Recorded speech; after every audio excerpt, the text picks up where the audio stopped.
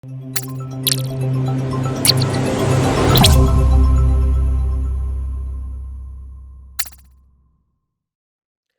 and welcome once again to this wonderful offering by neeliv.com. We are looking at the expansion under Stalinism and the growth and the establishment of Stalinism in the USSR. And in that, we are talking about the world history topic on authoritarian states. That's the first case study that we are dealing with. As far as the case study is concerned, we've already explored quite a few interesting ideas about the background of Stalinism, the kind and ways in which Stalin defeated the left first and then the right, and then of course the key purges that he did after the murder of Kirov, an important lieutenant that he had as far as his own understanding of the Soviet state was concerned. Right after that, we will see the beginning of the Stalinist enrollment or Stalin enrollment, just like there was a Lenin enrollment, and this particular lecture is going to be majorly based on this entire idea of the Great Terror. What was it, how was it, and how has it been defined by historians? Because do remember, you have to attempt an essay-like question from all of this content. So therefore, you need to know all of these key ideas and you need to know the historiography. In other words, the historians who are dealing with such ideas and such key ideas. So therefore, it's very imperative and it's very important to keep that in mind. Let's start then without any further ado. The Stalin enrollment then deals with between the years 1931 and 34. His successful purges had now made it easier for him, and in fact had become easier, were in fact easier because of a recent shift in the party and in the makeup of the party, which was called the Stalin Enrollment. Between 1931 and 34, the CPSU, the Communist Party of the Soviet Union, had recruited a higher proportion of skilled workers and industrial managers than at any time in 1917 because they were now available. You had quite a few skilled workers, you had quite a few industrial managers who were now ready to join the party and who were now ready to contribute to the party in their own way. Stalin encouraged this as a means of tightening the links between the party and those actually operating the first 5-year plan, but it also had an effect of bringing in a large number of members who joined the party primarily to advance their careers. So these are people who were not so much related to the party or did not want to think of the party as the true vehicle of revolution, like the early revolutionaries, like the early Bolshevik members were concerned. These are new persons, these are new people who are very, very clear about the fact that they are joining the party only to advance their own career and only to think about their career in a certain way. They have very little to do in terms of the party and in terms of the ideology of the party, and Stalin was more than happy to recruit these people. Acutely aware that they owed their privileged position directly to Stalin's enrollment and patronage, the new members eagerly supported the elimination of the anti-Stalinist elements in the party. It improved their chances of promotion, in fact. So they were very clear that like everything belonged to Stalin at this point of time in terms of the structure of the party, and therefore they were more than happy to show their gratitude to him. The competition for good jobs in the Soviet Union was invariably fierce. Purges always left positions to be filled. I mean, that's a very cynical way to look at it. But yeah, the number of people who died in the purges, the number of people who were gotten rid of in the purges, that clearly showed that several more positions would open up. We gave some statistics in the last video wherein we looked at how thousands of, more than 1,000 members of the original meeting that happened, the Congress that happened, they had been in fact shot. Similarly, almost 100 members of the Central Committee had been shot and executed. So all of that created space for new people to come in, and all of these new people in fact owe their allegiance and owe their loyalty to Joseph Stalin. Stalin knew that the self-interest of these new party members would in fact keep them loyal to him. Now coming then to the Great Terror between 1936 and 39. It might be expected that the purges would stop once Stalin's complete mastery over the party had been established, but they did not. In fact, they increased in intensity. So that's the first, what in historians' language is called the problematique. The question, the curiosity, that the moment he establishes his full control over the party machinery, that is when the number of purges increases.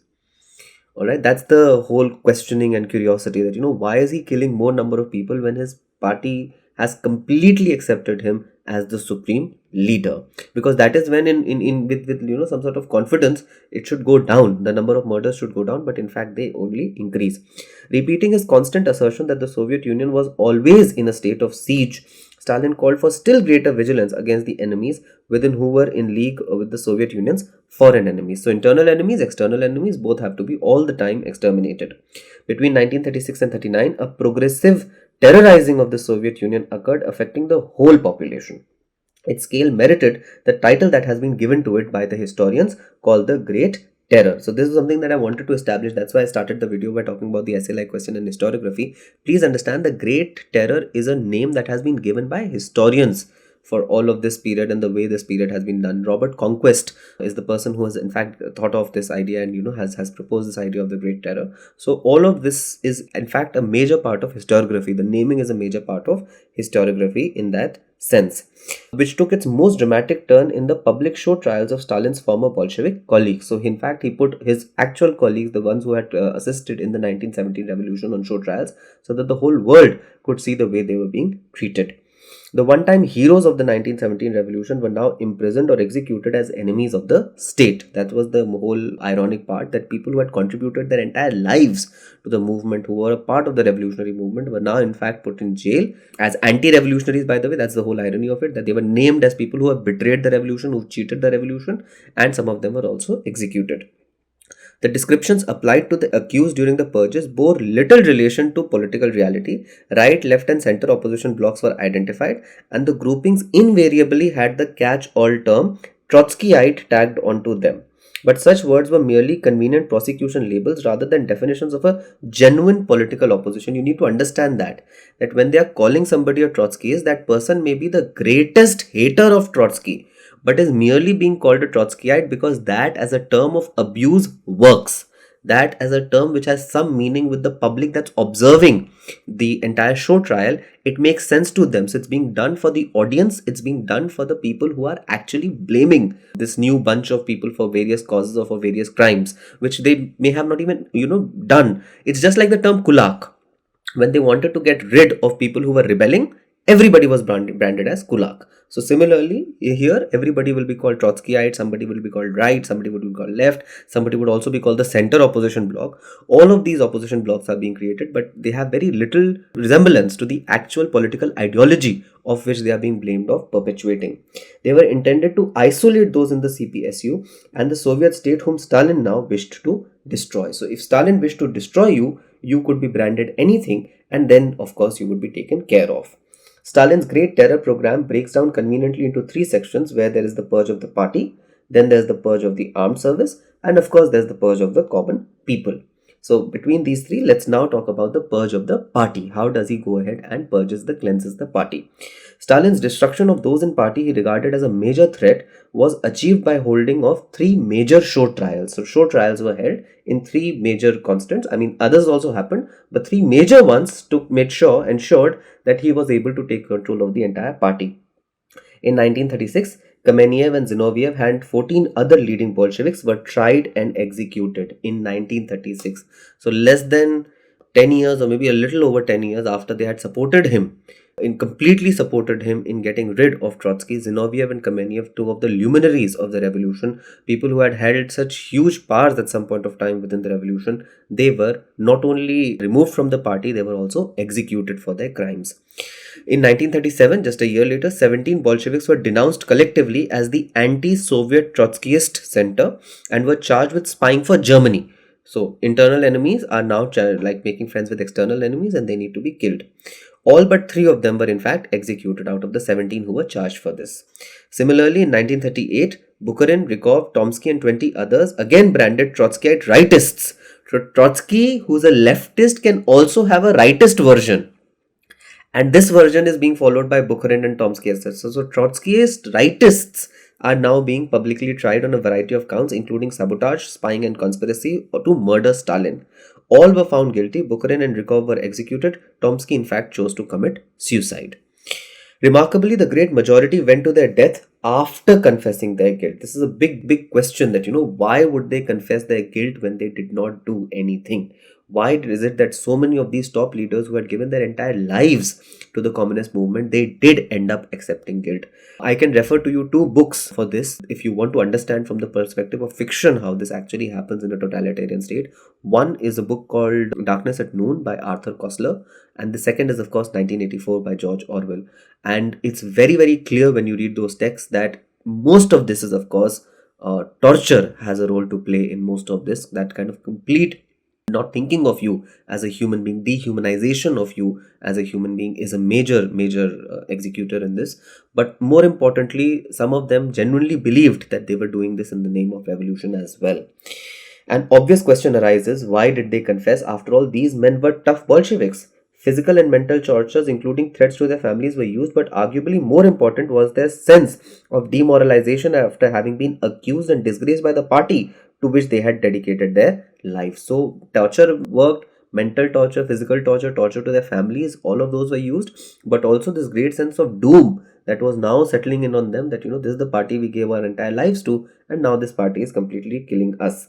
In a curious sense, their admission of guilt was the last act of the loyalty to the party, and that's a very interesting observation, the fact that that all of this was in fact their last act, showing to the party that look, we are ready to even die for the party, regardless of what shape the party is in. It may be ruled by a dictator right now, but we fought this revolution for the party. We made sure that everything was in power for the party, and now we are also ready to die for the party. In his final speech in the court, Bukharin accepted the infallibility, like inability to fail. Infallibility means something that can never fail. So Bukharin accepted the infallibility of the party and Stalin. By the way, the same Stalin that he had criticized openly when the right was, being brought into an opposition bloc, the same Stalin he had questioned. So now he is talking about the infallibility of Stalin and referring to Stalin as the hope of the world. This is Bukharin, his really close friend, who he kills eventually through this purge. Whatever the reasons that the leading Bolsheviks did confess made it extremely difficult for other victims to plead their innocence, because everybody, if the top ones can be absurd things that Trotskyized rightists, then it's impossible for lower echelons to really plead any innocence in this case. The psychological impact of the public confessions of such figures as Kamenev and Zinoviev was profound, because please understand, it is being told to the people that it has been discovered that they have been betraying the revolution since day one, and that the only person who has been the guardian of the revolution after Lenin is Stalin. So that kind of, that thing had a major psychological impact on people who had lived through this time. It created an atmosphere in which innocent victims submitted in open court to false charges and went to their death begging the party's forgiveness. How legal then were these purges? Stalin's insistence on a policy of show trials illustrates his astuteness, his cleverness. There is little doubt that he had the power to conduct the purges without using legal proceedings. However, by making the victims deliver humiliating confessions in open court, Stalin was able to suggest that the scale of the conspiracy against him, and thus to prove the need for the purges to continue. So once you have gotten rid of top officers, top leaders, you can continue doing this, because you have now established that the conspiracy is so huge and it is so maddening that there's absolutely continued need and requirement for this to happen till the time it reaches its logical end, which is the extermination of everybody who has anything against Stalin. This is a wonderful montage that usually I use through the internet, but this is already here, which is composed by Trotsky's supporters, illustrates the remarkable fact that of the original 1917 Central Committee of the Bolshevik Party, only Stalin was still alive by 1940. So within 23 years of the actual original revolution, only one person remained from the Central Committee that had taken over the Soviet Union and had established the Soviet Union. The Central Committee of the Bolshevik Party, the majority of the other 23 members had of course been destroyed in the purges. So out of 24 members, only Stalin was alive, and not all the other 23 had died. Of course, Lenin had not been killed by Stalin, he had died a natural death, but there were quite a few, majority of them had in fact been gotten rid of in purges. Then of course, if this was the purge of the party does derive power, and so many other units of the government do derive power from the armed forces. So if there are enemies within and outside the party, then surely there would be enemies within and outside the armed forces as well. A particularly significant development in the purges occurred in 1937 when the Soviet military came under threat. Stalin's control of the Soviet Union would not have been complete if the armed services had continued as an independent force. It was therefore essential that they were also kept subservient. Stalin also had a lingering fear that the army, which had been Trotsky's creation, the Red Army was in fact Trotsky's creation, might still have sympathy for their old leader. So in May of 1937, Vyshinsky, Stalin's chief prosecutor, announced that a gigantic conspiracy had been in fact uncovered in the Red Army itself. And Marshal Mikhail Tukhachevsky, who had been one of the founders of that army, was in fact arrested along with 7 other generals. So Tukhachevsky was blamed for being in alliance with Trotsky, and he along with 7 others was arrested. On the pretext that speed was essential to prevent a military coup, a trial was held immediately, but this time in secret. So while the show trial prosecutor revealed it to the public, the trial itself was held in secret. Tukhachevsky was charged with having spied for Germany and Japan. So the person who founded the Red Army, the person who had fought the war, like the war against the civil war against the White, he himself was blamed for, in fact, spying for the Germans and the Japanese. The outcome was, of course, predetermined. In June of 1937, after their ritual confession and condemnation, Tukhachevsky and his fellow generals were shot. To prevent any chance of a military reaction, a wholesale destruction of the Red Army establishment was undertaken, and that is why during the next 18 months, all 11 of the top war commissars, because it's a big country, there's not one single minister for war, there are 11 ministers of war, all of them were removed from office. 3 of the 5 marshals of the Soviet Union were dismissed. 91 of the 101-man Supreme Military Council were arrested, of whom 80 were executed. 14 of the 16 army commanders and nearly two-thirds of the 280 divisional commanders were removed. Up to 35,000 commissioned officers were either imprisoned or shot. The Soviet Union's navy did not escape. Between 1937 and 39, all the serving admirals of the fleet were shot and thousands of naval officers were sent to labor camps. And the Soviet Union's air force was similarly purged during that period. Only one of its senior commanders survived. This is happening in 1936-37. So this entire confusion, why is Stalin signing a pact with Germany and Hitler? The answer is right here. He doesn't have an army, navy or air force to support him. What will he do? What will he do if he has to directly fight Hitler? And perhaps that to some extent, of course not completely, but perhaps to some extent makes sense on a clinical level, on a medical level it makes sense that he just couldn't believe that Hitler is going to break the pact and attack him in 1940-41 because he doesn't have anything to protect himself. What becomes the next story then is the defeat that Germany has to face against Soviet Union then, because that makes the defeat of Germany even more heroic, even more outstanding, that within 4 years he is able to make such a comeback that even Hitler's forces couldn't survive. It's a very complicated, it's a very nuanced study that, that on the one hand, of course, he's making this horrible mistake of completely getting rid of the top brass of the army, the navy and the air force in 1937. And surely somebody like Stalin must have seen what Winston Churchill has later called the gathering storm, the clouds of war coming around. And yet in 1937, in a crucial year like 1937, just 2 years before the war, he chooses to completely get rid of his entire defense forces. So, and of course he pays the price for that between 39 and 41 to the pact, and then of course with the breaking of the pact he has to have that kind of a very heroic recovery as well. The result was that all 3 services were left seriously undermanned and staffed, and now were staffed by inexperienced and incompetent replacements. If you're cutting the top brass completely and if you're shooting 35,000 people, clearly the next person who comes is going to be like really lacking in experience and really lacking in any kind of competency. Given the defense needs of the USSR, the deliberate crippling of the Soviet military is the aspect of the purges that appears to be the most irrational. And of course, the irrationality of it only becomes more acute for us as readers when we think about the Second World War, which is very closely upcoming. This was of course followed by the purge of the people. So if the party had to be purged, the military had to be purged, of course people also had to be purged because they were very much a part of the society which produces the party and produces the military. Stalin's gaining of total dominance over the party, government and military did not mean the end of the purges. The apparatus of terror was retained and the search for enemies continued. Purges were used to achieve the goals of the FIPs, the 5-year plans. Charges of industrial sabotage were made against managers and workers in the factories. The purges were also a way of forcing the regions and nationalities into total subordination to Stalin. So if there was any nationality that tried to question, this kind of Soviet control, they would all be brought under Stalin's immediate control. To accommodate the great number of prisoners that were created by the purges, the Gulag, a network of prison and labor camps, had to be established across the USSR. Please understand, the number of prisoners are increasing so much. These people who are being arrested and who are being blamed for all these non-existent crimes, that number goes up so much that the local police is unable to take in this new number of new prisoners. And that is why they had to create an entire new network of labor camps and prison camps called Gulag, which could accommodate all these new prisoners. All right, and of course, this was like really extensive in its network, and it's a core and it's the topic of study of some excellent studies, most recently by somebody called Anne Applebaum, who has written about the Gulag network as well. Of course, some of the previous great writers have also written about this. Alexander Schlotzen's work on the Gulag Archipelago, like 3 volumes of that is also really, really hugely incisive about all of these things and insightful about all of these things. But more historically speaking, and Applebaum's work is also very useful in this case.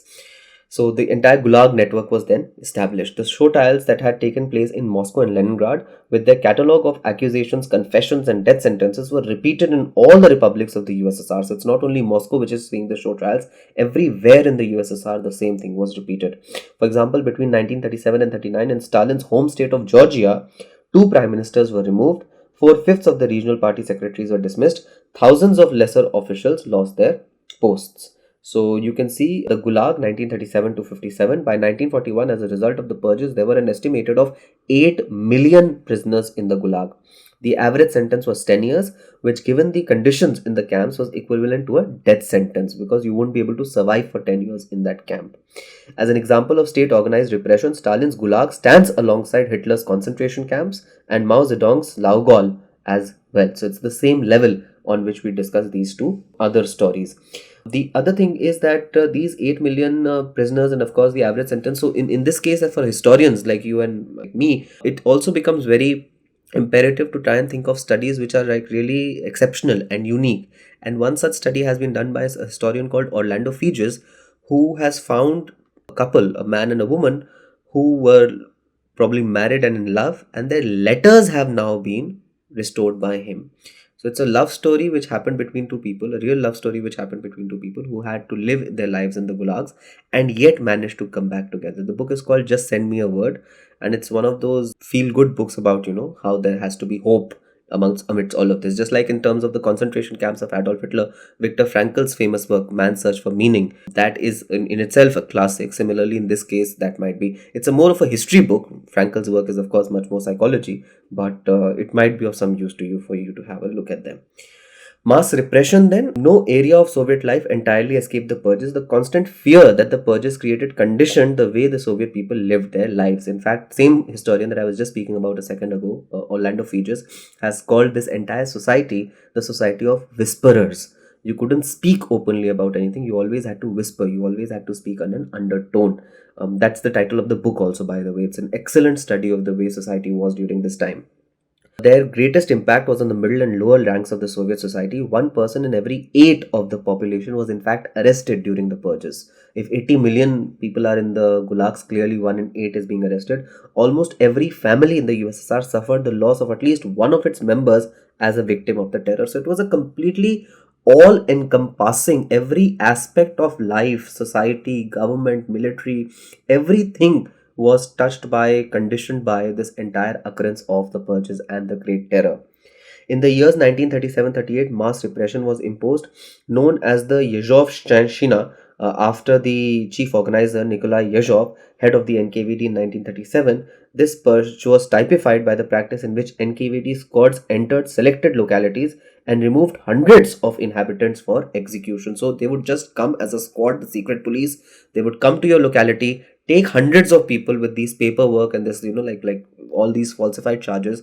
Imagine the kind of impact it would have on the witnesses then. And that was the whole idea, to create, when you punish somebody in that public space, the idea is not so much for the person who's being punished. Of course, that person has to face the consequences, but the idea is also to terrorize the rest. It's the terror of the innocent that really makes a difference as far as these totalitarian regimes are concerned. So they are making sure that everybody witnesses that anything can happen to you at any point of time. That kind of instability is a hallmark of this kind of society. The number of victims to be arrested was specified in set quotas as if they were industrial production targets. So they would just be given that, out of this locality, we need 1,000 prisoners. You figure out the charges, you figure out how you're going to get them. We just need these number of executions. There was no appeal against the sentences, and the death warrant invariably required that the execution be carried out immediately. The shootings took place in a special designated zones. One notorious example of this was Butovo, a village outside Moscow, which became one of NKVD's killing fields. Excavations have revealed mass graves there containing over 20,000 bodies dating back to late 1930s and indicating that nightly, over many months, victims had been taken to Butovo and shot in batches of 100. Insofar as the terrorizing of ordinary people had a specific purpose, it was to frighten the USSR's national minorities into abandoning any remaining thoughts of challenging Moscow's control and to force them into a full acceptance of Stalin's enforced industrialization program. One of Stalin's minister is known to have said that that if the punishment of the guilty, that's obvious. It's the punishment of the innocent that really terrorizes and makes a difference. So that whole idea of punishing the innocent is a hallmark of this entire movement. Later purges then between 1941 and 53, which is with the arrival of the war, and of course till Stalin's death, the purges did not end with the onset of the Great Fatherland War. So like all wars have a separate name, Second World War is remembered in USSR as the Great Fatherland War. Obviously, they did not start fighting the war in 1939. They only started fighting the war with the breaking of the Nazi-Soviet Pact in 1941. So the Great Fatherland War of 1941, or with the coming of peace in 1945, purges continue. They had become an integral part of the Stalinist system of government after 1947. So this is after the Second World War. Stalin dispensed with the Central Committee and the Politburo, thus resembling even a semblance of restriction on his authority. So he got rid of the top two bodies of the party, completely removed them from power. Thus, very clearly, all power now reverted back to him. In 1949, he initiated another party purge called the Leningrad Affair. Leading party and city officials were tried on charges of attempting to use Leningrad as an opposition base and shot again in 1949. So that's 4 years before his death. And finally, you have the Doctors' plot. Soviet Jews were the next section of the population to be selected for organized persecution. Anti-Semitism was a long established aspect of Russian society, and it was a factor in the last purge Stalin contemplated.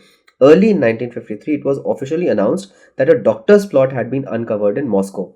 It was asserted that the Jewish-dominated medical center had planned to murder Stalin and the other Soviet leaders.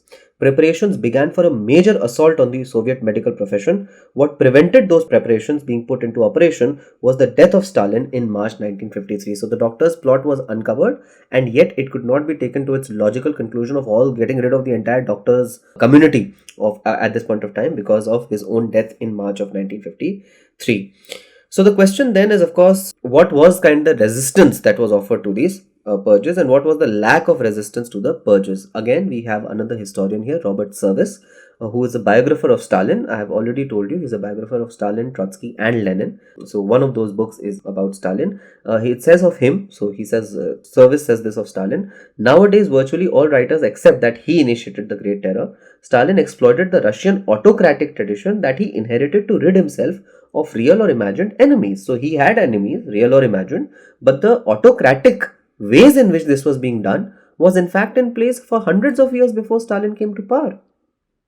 Yet Service, along with all the other leading experts in the field, is careful to acknowledge that while Stalin was undoubtedly the architect of the terror, the responsibility for implementing it goes beyond him. After all, one person alone cannot be killing millions of people individually, right? So there has to be something more than merely Stalin that can explain it. Stalinism was not as monolithic a system of government as has often been assumed. The disorganized state of much of Soviet bureaucracy, particularly at local level, allowed officials to use their own initiative in applying the terror. So the officials also had a major role in the way terror was applied. How the purges were actually carried out largely depended on the local party organization. Many officials welcomed the purges as an opportunity to increase their own local power. Similarly, revolutionary idealism was swamped by self-interest as party members saw the purges as a way of advancing themselves by filling the jobs vacated by the victims. This relates to an argument advanced by some historians that the purges came as much below as from above. So the purges are not only coming from above, they are also coming from below. The suggestion is that the purges were sustained in their ferocity, the fact that they just kept on going and kept on sustaining in this mad ferocity by the lower rank officials in government and party who wanted to replace their superiors whom they regarded as a conservative elite. The purges were popular with those in the Soviet Union who believed that their country could survive only by being powerfully and ruthlessly led. Such people judged that Stalin's unrelenting methods were precisely what the nation needed at this point of time, that the revolution has been in threat for a very long time, and it is high time that we get rid of all of those threats. The disruption of Soviet society caused by upheavals of collectivization and industrialization destroyed social cohesion and so encouraged party and government officials to resort to the most extreme measures. So you have this entire kind of a chain of Stalin's establishment of an authoritarian state, and it can help you when you are revising. Of course, those who caused these terror, just the final point before we conclude this video, those who caused the terror, they themselves were punished by it. So NKVD heads such as Yezhov, who was called the Red Dwarf because of the murderous dwarf as well, because of the kind of things that he did, he himself was executed at a later time. In fact, quite a few of these purges were then blamed on him, because you can't blame Stalin. So the NKVD officials it was blamed on, and he himself was also shot. So this kind of system, like completely tearing apart of the Soviet society, it happened at all levels, whether local or within the NKVD as well. With this, we come to an end of the question of the Great Terror, and in the next video, we shall start by discussing about the domestic policies and the kind of impact that they had on the Soviet Union.